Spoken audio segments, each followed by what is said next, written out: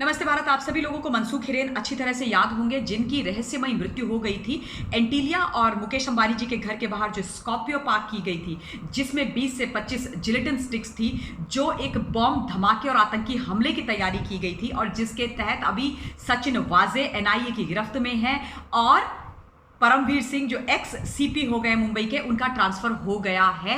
और कल रात को पूरी तरीके से रिक्रिएशन सीन का किया गया एंटीलिया के बाहर, यानी कि अंबानी जी के घर के बाहर। सचिन वाजे को एनआईए वहां पर लेकर के गई, उसको वो लूज कुर्ता पजामा पहनाया, हैंकर चीफ उनके सर पर बांधा, बिल्कुल वैसा ही जैसा सीसीटीवी फुटेज में दिखाई दे रहा था, और उनको वहां पर चलाया गया, उनकी चाल को नोटिस किया गया। और जब मैंने वो वीडियो देखा, वो फुटेज देखी, तो मुझे तो लिटरली ऐसा लग रहा था कि ये दोनों लोग जो जिस दिन वारदात हुई थी उस दिन और कल रात को जो लोग चल रहे हैं वो सेम है, एक ही व्यक्ति है, क्योंकि चाल डील डॉल मुझे हूबहू एक जैसा लग रहा था।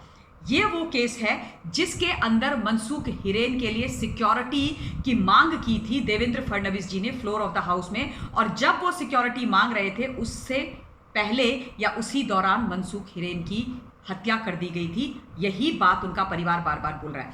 अब उस केस में एक बहुत बड़ा मोड़ आया है। एनआईए ने मनसूख हिरेन का जो मृत्यु का केस है, जो मिस्टीरियस सर्कमस्टांसेस वाली डेथ का केस है, उसको भी टेक ओवर कर लिया है।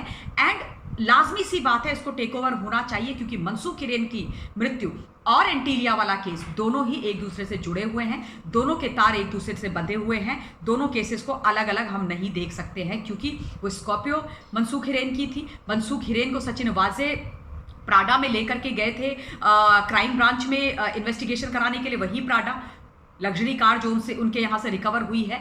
और उसके बाद वो गायब हो गए, उनके हाथ बंधे हुए थे, उनके मुंह में रुमाल बंधे हुए थे, मुंह के अंदर रुमाल था, और उसके बाद उनकी डेड बॉडी समुद्र में मिली थी। और समुद्र में फेंकने की भी देखिए एक बड़ी साजिश है। जिस जगह पर बताया जाता है कि मनसूख हिरेन की बॉडी को फेंका गया था, जहां पर उनको फेंका गया था, वो जगह यूजुअली वहां पर हाई टाइड आती हैं, और जब हाई टाइड आती है तो ऑब्वियसली अपने साथ सब कुछ बहा करके ले जाती हैं। तो जिसने भी इस व्यक्ति को मारा, मनसूख हिरेन को मारा, वहां पर यही सोच करके उनके शव को फेंक दिया कि हाई टाइड आएंगी और ये बॉडी बह करके चली जाएगी, और उसके बाद कभी भी मनसूख हिरेन का पता नहीं चलेगा, मनसूख हिरेन की बॉडी नहीं मिलेगी। लेकिन इस बार ईश्वर को कुछ और मंजूर था, कुछ और ही होने वाला था। ये जो आपराधिक प्रवृत्ति के लोग खाकी वर्दी पहन करके वहां पर गुनाह करे जा रहे थे, हत्याओं को आत्महत्याओं का जामा पहना रहे थे, मुंबई को इन्होंने न जाने क्या बना करके रख दिया था।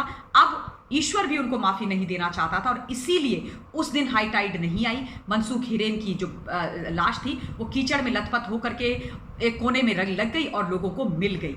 इसे कहते हैं कि जब विनाश होना होता है तो चीजें विपरीत हो जाती हैं, और पाप का जो घड़ा होता है वो कभी ना कभी फटता है और उसके बाद वो फूटता है।